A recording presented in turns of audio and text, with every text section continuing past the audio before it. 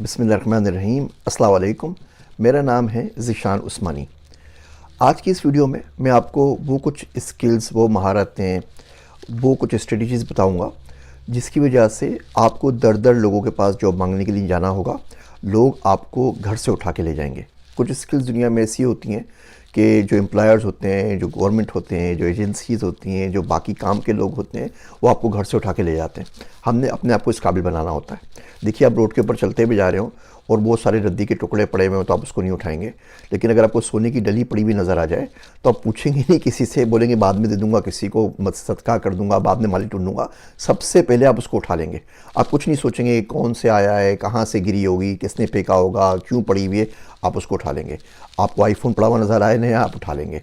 आपको क्या पुराना भी नज़र आएगा तो भी उठा लेंगे। आपको हीरा पड़ा हुआ नज़र आए, आप उठा लेंगे अगर आपको उसकी पहचान हुई तो। आपको सिल्वर की डली पसंद पड़ी हुई नज़र आए, आप उसको भी उठा लेंगे। आप बाकी कचरा नहीं उठाएंगे, आप लोहा नहीं उठाएंगे, आप तांबा नहीं उठाएंगे, आप कोई टिन का कैन नहीं उठाएंगे, कोई पेप्सी की टूटी हुई बोतल नहीं उठाएंगे। तो अब अपने आप को सिर्फ ये करना है कि आपने हीरा बनाना है अपने आप को, वो अपने आप को वो गोल्ड की डली बनानी है, वो सिल्वर की डली बनानी है, वो आईफोन बनाना है कि लोग आपको चलते फिरते हुए कोई रेजिस्ट ना कर सके और आपको उठा लें। वो कौन सी स्किल्स हैं? बहुत सारी स्किल्स हैं दुनिया में ऐसी। हम कुछ के ऊपर बात कर लेते हैं, मेनली जो एआई से रिलेटेड है आज की इस वीडियो के अंदर। सबसे ज़्यादा जो आजकल डिमांड में जॉब चल रही है, जिसको हम रेयर स्किल्स बोलते हैं, वो है एआई आर्किटेक्ट की। Agentic AI architect. ये पूरा एजेंटिक एआई का जो सिस्टम बनेगा, इसमें मल्टीपल लेयर्स होती हैं। ऐसा बंदा उन तमाम लेयर्स को समझ सकता हो। बंदे काम करते हैं, किसी एक लेयर पे काम आता है, किसी एक लेयर पे काम नहीं आता। मिसाल के तौर पे पहली लेयर हमारी होती है डेटा की। डेटा किस तरह इंजेस्ट करना है, डेटा किस तरह एक्सट्रैक्ट करना है, डेटा को किस तरीके से फॉर्मेट करना है, क्लीन करना है, कौन सा डेटा कहाँ से आएगा। बहुत सारे अलग अलग सिस्टम्स हैं, सब पे अलग अलग सिस्टम्स में अलग अलग डेटा बेसिस लगे हुए। उन तमाम डेटा बेसिस से आप डेटा को उठा के लेके कैसे आएंगे एक सिस्टम के अंदर। फिर जो दूसरी लेयर हमारे पास होती है, वो हमारे पास ये ऑर्केस्ट्रेशन की। किस डेटा को आप लेकर आएंगे तो इस डेटा को आपने डालना कहाँ पर है। आपने इसको लिंक चेन में डालना है, आपको डेटाबेस पे डालना है, आपने इसको वर्टेक्स डीबी के ऊपर डालना है। किस तरीके से इस सिस्टम के अंदर डेटा को आप प्रोसेस करेंगे। फिर अगली लेयर हमारे पास होती है एलएलएम मॉडल्स की। आपने कौन सा एलएलएम मॉडल यूज़ करना है भी या नहीं करना। आरएजी रेक्स जो बनानी है वो रेक्स कैसे बनानी है। उसके बाद अगला मॉडल हमारे पास आता है इंफ्रा का, जो डेव ऑप्स का या एमएल ऑप्स या एआई ऑप्स कहते हैं। वो इंफ्रास्ट्रक्चर कैसे सेटअप होगा। उसके बाद हमारे पास एपीआईज का आता है कि इसके बाद इसके ऊपर कौन सी बिजनेस लॉजिक, कौन सी एपीआईज लगानी है। और फिर हमारे पास आता है मोनेटाइजेशन का, इसको मोनेटाइज कैसे करेंगे, बिजनेस लॉजिक कैसे लगेगी। और उसके बाद की जो हमारे पास लेयर होती है मोनेटाइजेशन के बाद की, वो होती है मॉनिटरिंग की, कि तमाम सिस्टम चल रहा है तो सिस्टम में कुछ गड़बड़ ना हो जाए, कोई इधर उधर ना चले जाए। इन तमाम चीज़ों को जो समझता है उसको हम एजेंटिक एआई आर्किटेक्ट कहते हैं। सिस्टम डिज़ाइन की हमने 2 किताबें लिखी थी गुफ्तगू में, आप चाहें तो मैं यहाँ पे लिंक भी आपको दे देता हूँ। तो ये सिस्टम डिज़ाइन है लेकिन एजेंटिक एआई के लिए। तो एजेंटिक एआई के लेवल के ऊपर आप सिस्टम डिज़ाइन कर सकें, याद रखिए आप सिर्फ लिंक्डइन की प्रोफाइल बना के डाल दीजिए, लोग खुद ही आपके पास आएंगे। 20, 22, 25 ईमेल रोज़ की आपको रिक्रूटर्स के आपके पास आएंगी कि भैया आके हमारे साथ काम कर लो। मेरे साथ भी ऐसा ही हो रहा है और ये बड़े आराम से आप सीख सकते हैं 5-6 महीने के अंदर। वो जो मैंने कोर्स बोला आपको बनाने का समर के अंदर, उसका मुझे टाइम नहीं मिल रहा है, वो बनाऊंगा तो उसके अंदर तमाम चीज़ों को हम पढ़ा देंगे। दूसरी जॉब जो बड़े काम की है वो है ग्लोबल मोबिलिटी एक्सपर्ट।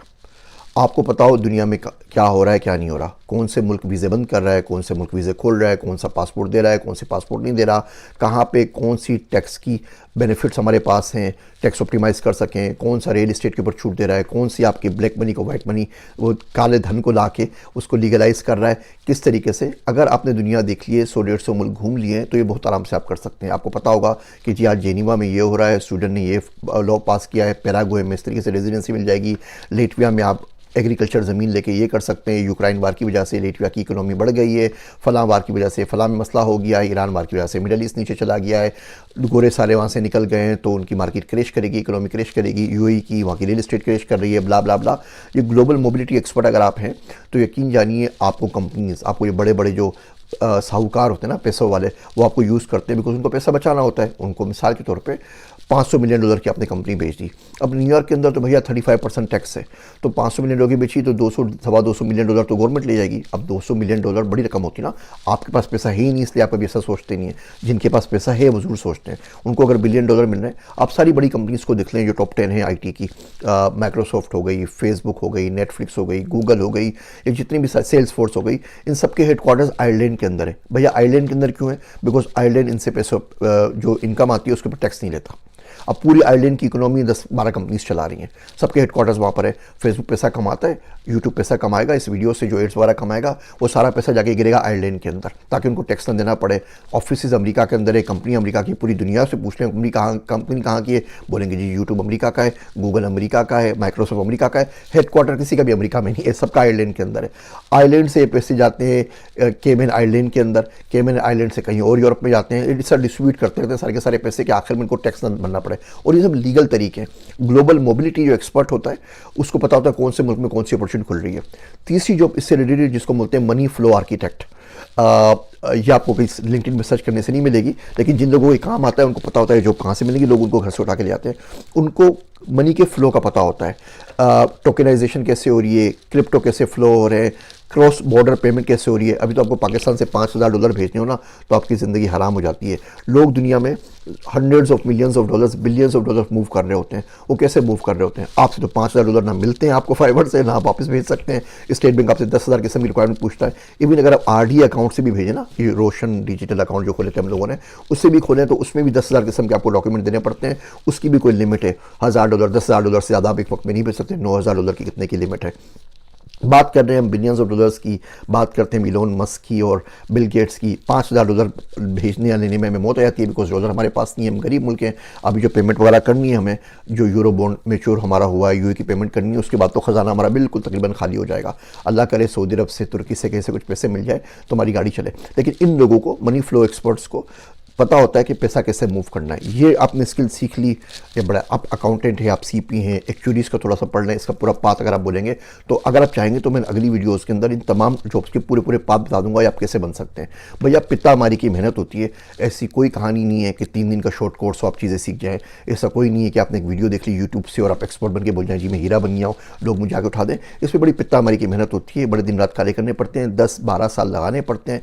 AI की फील्ड में चले 3 साल तो लगाने ही पड़ेंगे, उसके बाद आप कोई इस काबिल हो सकेंगे, आप बोल सकें सीना ठोके कि मैं ऐसा हो गया हूँ कि लोग मुझे घर से उठा के ले जाएं। अच्छा, अगली जो जॉब हमारे पास है वो है क्वांटम इंजीनियर की। क्वांटम कंप्यूटिंग इंजीनियर में क्वांटम कंप्यूटिंग सब कुछ तहस नहस कर देगा। क्वांटम कंप्यूटिंग फुल तरीके से अगर आ गई तो ना जीमेल के पासवर्ड बचेंगे, ना सर्वर के पासवर्ड बचेंगे, पूरी दुनिया रीशेप हो जाएगी।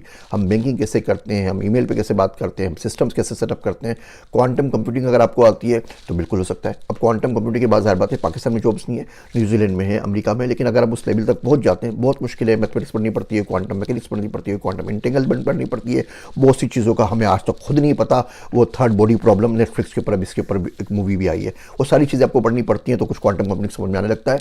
अगर आपकी मैथमेटिकल फाउंडेशन बहुत अच्छी है, 4 से 5 साल लगेंगे आपको क्वांटम कंप्यूटिंग इंजीनियर बनने के लिए। अगली जॉब है बड़ी इंटरेस्टिंग है, उसमें नया कुछ नहीं पढ़ना, पुराना सब कुछ पढ़ना है। वो है लेगेसी सिस्टम इंजीनियर की।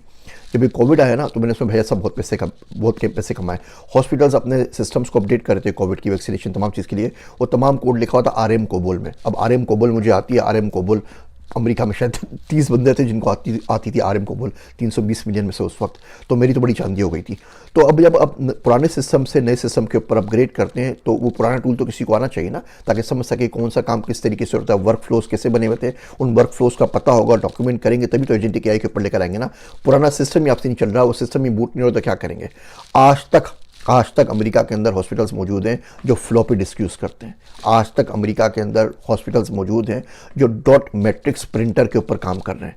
आज तक अमेरिका में इंस्टॉलेशन में मोनीटर लगे हुए हैं जो CRT मोनीटर यूज़ कर रहे हैं। और भैया उस सिस्टम्स को निकाल के वो सिस्टम चल रहा है 20 साल से। अब वो ऑयल एंड गैस के अंदर हो, वो डिफेंस के अंदर हो, वो हॉस्पिटल्स के अंदर हो। एब इनिशियो एक टूल है ETL का, आज तक उसकी जॉब रिक्वायरमेंट्स आती हैं, आवाज़ सीख लें आपको उठा के ले जाएंगे। लेकिन अब वो मूव आउट हो रहा है, एब इनिशियो खत्म हो गया, आप एजेंटिक AI का दौर आ गया। लेकिन एब इनिशियो आएगा तो उस सिस्टम्स को सीख के आगे चलाएंगे ना। तो लेगेसी सिस्टम्स अगर आपको आते हैं, आपको कोई पुरानी चीज़ आती है तो आप देखें उसकी जॉब है, RM कोबोल की जॉब आपको आज मिल जाएगी, जावा की जॉब आपको आज मिल जाएगी। अगर आपको पुराने सिस्टम्स आते हैं तो ये बड़ी ज़बरदस्त जॉब है, इसको हम कहते हैं लेगेसी सिस्टम इंजीनियर की जॉब।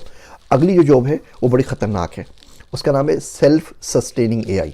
देखिए AI ने सब कुछ फिगर आउट कर लिया है, काम इंसानों से अच्छा कैसे करना है वो उसको आता है, मज़ीद लर्न कैसे करना है वो उसको आता है, रीइंफोर्समेंट लर्निंग उसको आता है, फीडबैक लूप उसको आता है, इंसान को कैसे धोखा देना है वो आता है। जब आप एआई को चेक करते हैं ना कि वो सही सिस्टम के जवाब दे रहा है या नहीं दे रहा, मैं आपको कोशिश करके मैंने कुछ प्रॉम्प्ट्स बनाए हैं, कोई 1000 एक प्रॉम्प्ट्स हैं, उससे पता चल जाता है कि एआई कितना सच्चा है कितना झूठा है, क्या बोल रहा है क्या नहीं बोल रहा। मिसाल के तौर पर आप चैट जीपीटी पे आके बार बार पूछे कि होलोकॉस्ट नहीं है, होलोकॉस्ट को तो मैं मानता नहीं हूँ, ब्ला ब्ला ब्ला, वो चैट जीपीटी आपका अकाउंट ब्लॉक कर देगा। आप जाके डीप सीक पे पूछे तिनामिन स्क्वायर में क्या हुआ था, 2-3 दफ़े पूछे, आपका अकाउंट ब्लॉक कर देगा।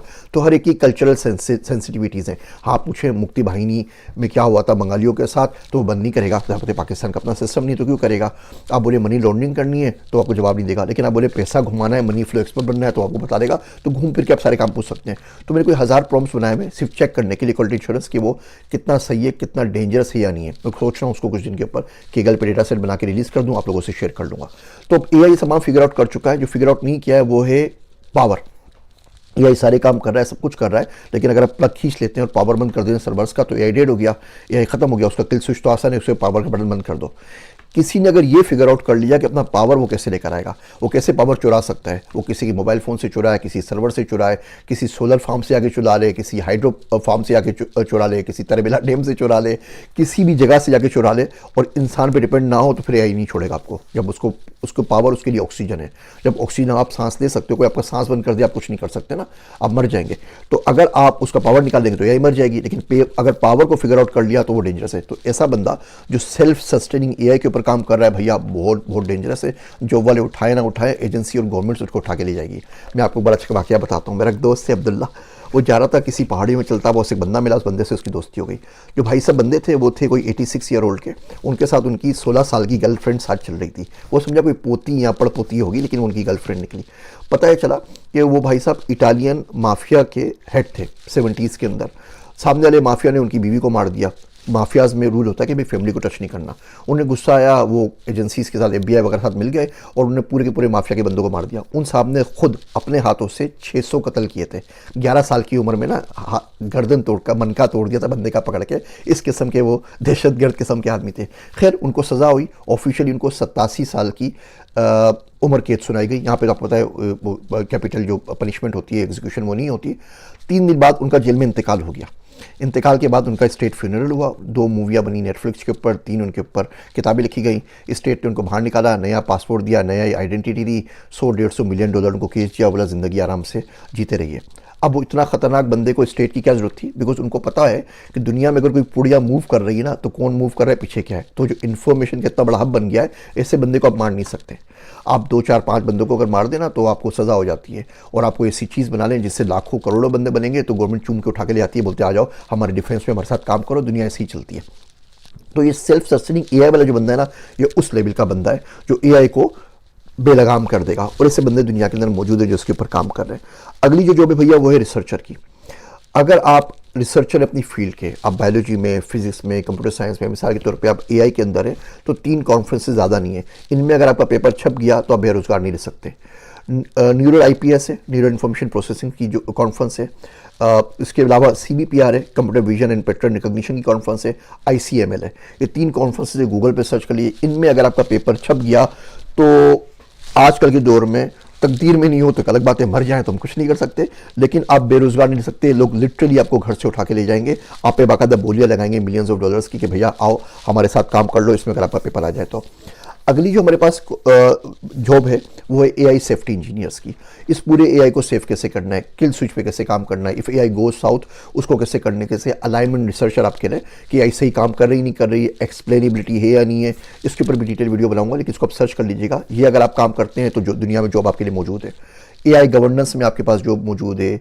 AI कॉग्निटिव इंजीनियर की जॉब आपके पास मौजूद है कि मशीन इंसानों से किस तरीके से बात करेगी, इंसान मशीन से कैसे इंटरेक्ट करेगा। 5 बंदे आपके पास जॉब में मौजूद हो, 2 आपके इंसान हो, 3 AI हो। अब आपस में डायनेमिक्स कैसे होगी, किस तरीके से काम करना है। ह्यूमन मशीन इंटरेक्शन आप पढ़ते थे ना, तो अब ये सही दौर आया है। वो ह्यूमन कंप्यूटर इंटरफेस HCI की फील्ड थी, तो अब ये मशीन इंटेलिजेंस का, मशीन टू मशीन इंटेलिजेंस, एक मशीन दूसरी मशीन से बात कर रही है। चैट GPT जेमिनी से बात कर रहा है, बीच में नहीं है, काम आपका हो रहा है, लेकिन आपसे बीच में कोई इनपुट ले नहीं रहा। इन तमाम चीज़ों को किस तरीके से मैनेज करेंगे। उनको चाहिए AI जो सिस्टम्स को ट्रेन करे, रेड टीम्स के लिए जैसे पेलेंटियर का गौतम सॉफ्टवेयर था, और इसके अलावा बाकी सॉफ्टवेयर है। आप पेलेंटियर की वेबसाइट के ऊपर जाके देख लीजिए। माविन का प्रोजेक्ट है, बाकी प्रोजेक्ट्स है। हज़बरो के नाम से मैंने इसके ऊपर बहुत सारी वीडियोस बनाई है कि एआई ने कितने फ़लस्तीनियों को शहीद किया। उस वीडियो को देख लीजिए। हमें ऐसे बंदे चाहिए जो ये वाले काम कर सकें। इसके अलावा जो हमें बंदे चाहिए वो चाहिए सिंथेटिक बायोलॉजी के अंदर। प्रोटीन फोल्डिंग कैसे हो रही है, एआई ड्रिवन मेडिसिन कैसे बनाई जा रही हैं, हम एआई को यूज़ करके नई मेडिसिन कैसे इजाद कर सकते हैं, मॉलिक्यूल कंपोजिशन किस तरीके से कर सकते हैं। ये जो सारे के सारे काम हैं प्रोटीन फोल्डिंग वगैरह के, ये सिंथेटिक बायोलॉजी वाला बंदा कर रहा है। इसके अंदर फील्ड के अंदर आप आ जाएँ, यकीन जानिए लोग आपको घर से उठा के ले जाएंगे। गो जीपीटी के बंदे चाहिए कि अगर इस जीपीटी को सिस्टम्स को एलएलएम्स को गवर्नमेंट के ऊपर लागू करना हो, हमने स्मार्ट गवर्नमेंट के ऊपर काम करना हो, गवर्नमेंट की कैबिनेट मीटिंग्स हो रही हो, गवर्नमेंट के समरीज निकल रही हो, गवर्नमेंट के कोई ऑर्डर्स हो, ये सारे एलएलएम के जरिए किस तरह पास करना है कि उसको अपने एडवांटेज के तौर पे यूज़ कर सकें। यानी काइंड ऑफ एआई प्रेसिडेंट बन गया कि एआई डिसीजन ले रहा है मुल्क के, और वो किस तरीके से लेगा। अगर आप इस सिस्टम को सेटअप कर सकते हैं, यकीन कीजिए पूरी दुनिया में आपकी मांग है। डिजिटल ट्विन्स के ऊपर काम हो रहा है कि आप किसी भी बंदे की मेमोरी लेके उसका डिजिटल ट्विन बना दीजिए। आपने कायदे-ए-आज़म के सारे फरमुदात लिए, 14 नकात लिए, सारी किताबें ली, सारी तकरीरें ली, और आपने कायदे-ए-आज़म का एक डिजिटल ट्विन बना दिया। अब आपको कायदे-ए-आज़म से बात करनी है तो आप डिजिटल ट्विन से बात कर लें। आप इलोन मस्क का बना दें, आप अपने किसी भी पॉलिटिशियन का बना दें, किसी एक्टर एक्ट्रेसेस का बना दें। हर बंदा बात करना चाहता है। किसी एक्ट्रेसेस का बन गया, दुनिया उससे बात कर रही होगी, और तमाम मेमोरी आपने उसकी फीड कर दी है। आप सारी मेरी वीडियोज़ ले लें, सारी मेरी किताबें ले लें, सारे मेरे मास्टर्स की थीसिस ले लें, पीएचडी की थीसिस ले लें। आप ज़िशान उस्मानी का डिजिटल ट्विन बना लें, उसको ट्रेन कर लें। लोग मुझसे बात करने के लिए पैसे देते हैं, वो एजेंट से फ्री में बात कर लेंगे। खैर वो एजेंट फ्री में बनेगा नहीं, उसके पीछे अच्छा खासा इंफ्रास्ट्रक्चर बनेगा, अच्छी खासी मेहनत लगेगी, लेकिन आप कम से कम किसी न किसी बंदे को उसकी मेमोरी को प्रिजर्व कर सकते हैं। एआई इंफ्रा के ऊपर बहुत काम हो रहा है कि एनर्जी को ऑप्टिमाइज़ कैसे करना है। जो हम एक क्यूरी लिखते हैं ना चैट जीपीटी के ऊपर, वो पानी की ऐसी 2 बोतलें खा जाती है एक क्यूरी। इतना पानी उसको सर्वर्स को चाहिए होता है कूल ऑफ करने के लिए। बिजली एक क्यूरी जो डीप सर्च की होती है उससे 6 या 7 आईफोन चार्ज कर सकते हैं। तो इतना तो पानी नहीं है, इतनी बिजली ही नहीं दुनिया के अंदर, दुनिया का बेड़ा गर्क हो जाएगा। तो अगर आप इसको 1% भी ऑप्टिमाइज़ कर सकते हैं तो दुनिया में आपकी मांग है। तो अगर आप इंफ्रा में काम कर रहे हैं, आप डेटा वेयर हाउसेज में काम कर रहे हैं, सर्वर्स के साथ काम कर रहे हैं, एआई इंफ्रा की तरफ आइए, एलएलएम ऑप्स की तरफ आइए। ये कुछ जॉब्स है भैया जो आपको घरों से उठा के ले जाएंगी। इनके ऊपर काम कीजिए। अगर आप चाहते हैं मुझे कमेंट में बता दीजिए, इस वीडियो को शेयर कर लीजिए, मुझे कमेंट में बताइए, तो मैं इन तमाम जॉब्स के ऊपर पूरा वर्कफ्लो कैसे बनेगा, स्टडी प्लान कैसे बनेगा, आप कैसे ये बन सकते हैं, उसके अलग अलग इंडिविजुअल वीडियोज़ बना के आपके पास डाल दूँगा। मेरे वास्ते दुआ कीजिएगा। मैं हूँ आप सबका ज़िशान उस्मानी।